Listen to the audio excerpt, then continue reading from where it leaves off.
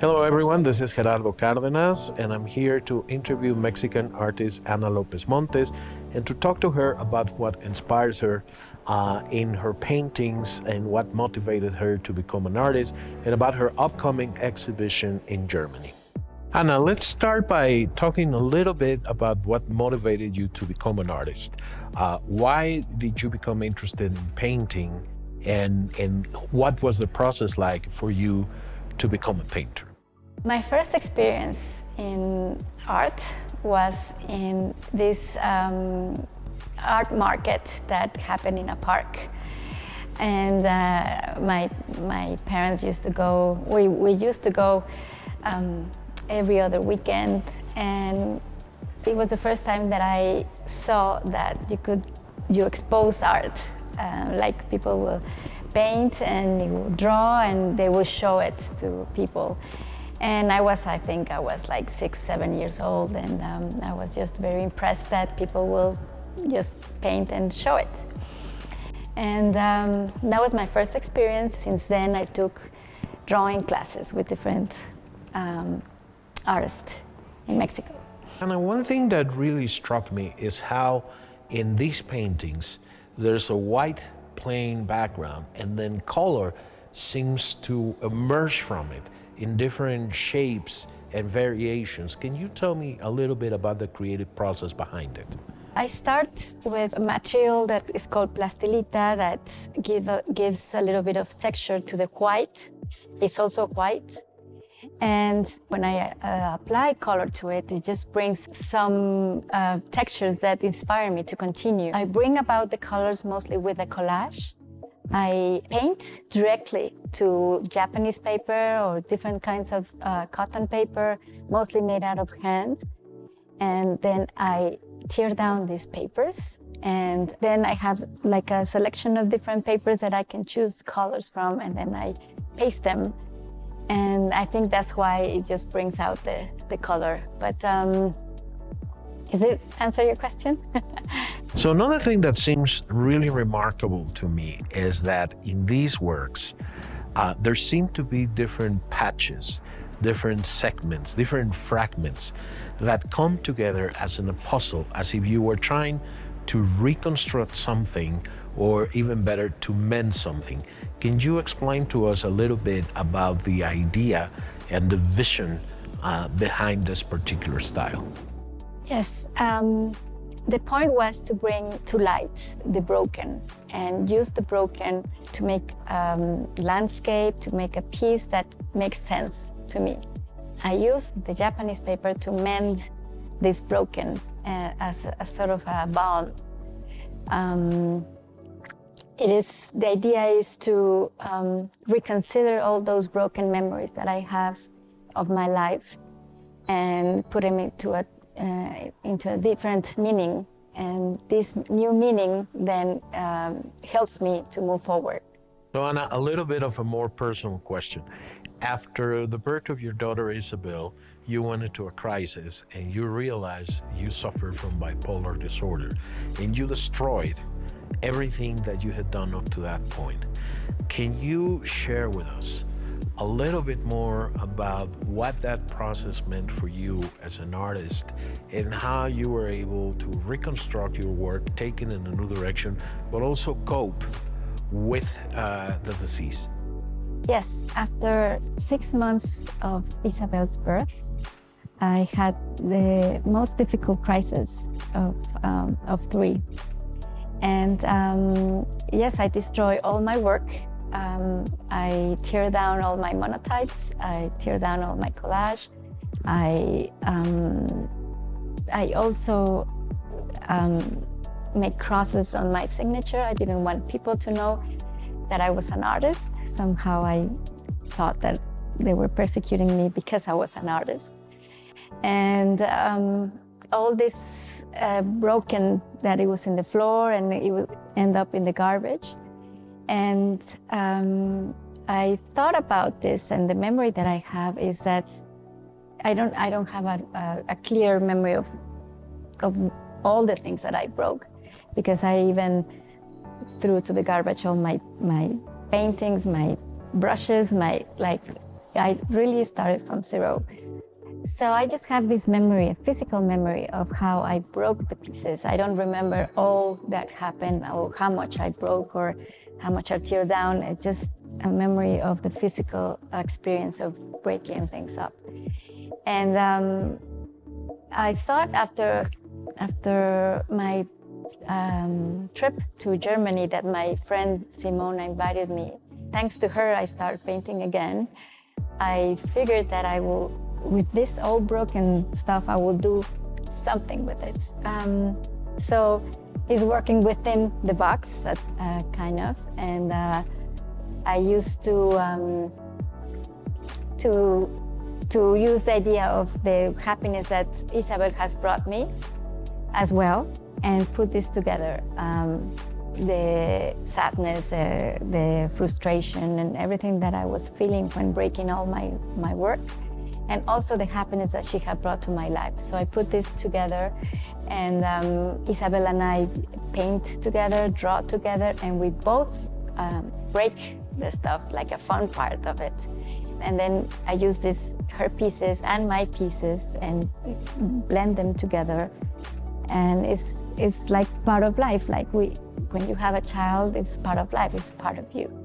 And this is what I want to express with my monotypes and my collage, where she's present. So let me go back a little bit about your daughter Isabel, whom we mentioned before. Currently, she's 9. Currently, you're working with her. She is part of your work. She contributes to your work. Can you share with us how did that come about and what it means for you to work with your own daughter, the two of you as artists? Well, we use aquarelle, we use oil pastels, we use crayons, we use pencils, and we use anything that we can find. And we just choose different colors, and we don't think about what's the result. It's just about the process of moving the arm, making different figures, and mostly it's things that Isabel has been thinking about, maybe mermaids, maybe, I don't know, maybe the idea of her mother playing the guitar, or maybe just different ideas that she has, and we use markers as well. And the result is not important. The process and doing this together is what is important. And then the result is not that important. It's easier also to break it. But sometimes Isabel chooses what to break and what not to break. So she tells me, you can break this one, Mom, or we will break this one, but not that one. And so it's a nice time that we have together. And I think she's happy to collaborate. And she's a co-author of my work, and as she is in my life. Part of my intention is also to connect with other women that have suffered the baby blues or depression, and that have the experience of having birth. So, Ana, let's talk a little bit about your life, the different places where you have lived, and what kind of influence have they played in your work. Of course, you were born in Mexico City, one of the largest cities in the world, one of the most complex and diverse cities in the world, and also a city that has produced a lot of art. So, what has Mexico City done for you in terms of creative influences and artistic influences? I think Mexico is a place full of activity and full of colors and a lot of noise. I remember being very sensitive to everything that happened around me. And I think I was just like a sponge of colors, and since the warmth of the climate and the green of the palms and the green everywhere in Mexico has brought me to bring warmth into my work. I think all artists, Latin American and Mexican, are all influenced with this warmth and tropical colors. Yes. So one of the most interesting periods in your life is when you went to Paris, to the Académie de la Chansonnière. Paris has inspired so many artists Yes. throughout history. So what did Paris and what did working at this academy did for you? Well, La Grande Chaumière is mostly a drawing workshop where there's you draw nudes, and it's always the same form of drawing. Like there's an hour of pose, then it's a half an hour pose, then it's a 15-minute pose. Like it's sort of like Very classical. very classical, yes. But in La Grande Chaumière, I learned about this school. It's called Port Royal, where I learned to paint. And it was fortunate because I didn't start learning to paint from the color of the skin or like very in a classical way, but in a modern way. I learned how to make form with the color and also with the gesture of the brush and with the materiality of the paint. And so I think it was fortunate to start diving into painting with the modern ideas and modern techniques. So after Paris, you went to the US, first to the School of Visual Arts in New York, and then to Columbia College, Chicago. Let's talk about New York first. Again, you find yourself in the middle of a place that has been the source of inspiration and work for so many artists. So what was that influence like? What was life like for you in New York? Well, I was really fortunate to study there, but it was a dramatic change from Paris. I didn't need to show how I painted, how I drew, the most important thing then was to develop a concept and express this concept in its full expression. That means that the materials had to talk about the concept, the production and everything had to really express what the concept behind it. So it was like an ideology that was happening at the moment because it was the center of the art of the world and in New York. And the ideology was conceptual art, installation art, and I started to do sound pieces. When I was in New York, what I missed the most, it was the ocean.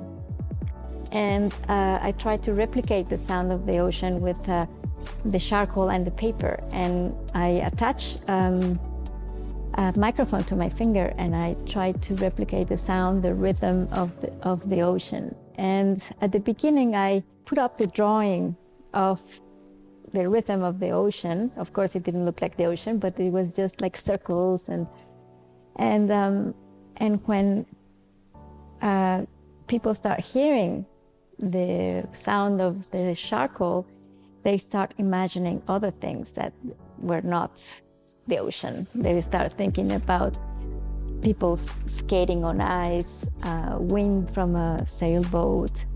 So those ideas really inspire me because that was creating, I think it was a point where it was creating art where you can touch the imagination of the viewer. And so I pulled down the drawing and I just let the sound just touch people. So my piece, I started doing pieces with sounds, different sounds.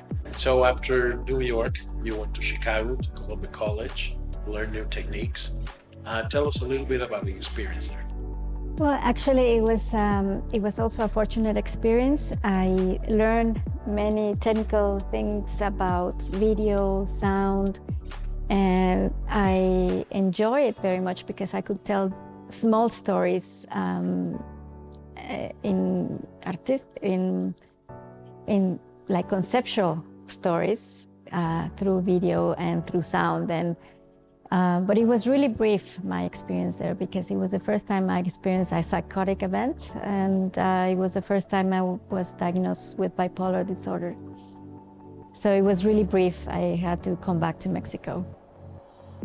Rocio, thank you very much for allowing us the opportunity to interview you about the work of Ana López-Montes in what will be seen at the exhibit in Germany. Let's start with the curating work that you did for it. How many pieces are we talking about, and how did you go about selecting which ones are traveling? Are going to send to Germany around 70 pieces. Mm-hmm. That all the pieces was made here in Mexico in a very special process that I'm going to tell you later. And there are around 35 pieces that are already in Germany. They're wonderful, wonderful pieces. They haven't never been seen here in Mexico. And I think it will be very, very good to have all that pieces together. So, deeply associated with the concept of memory in Ana's work is the concept of sound memory.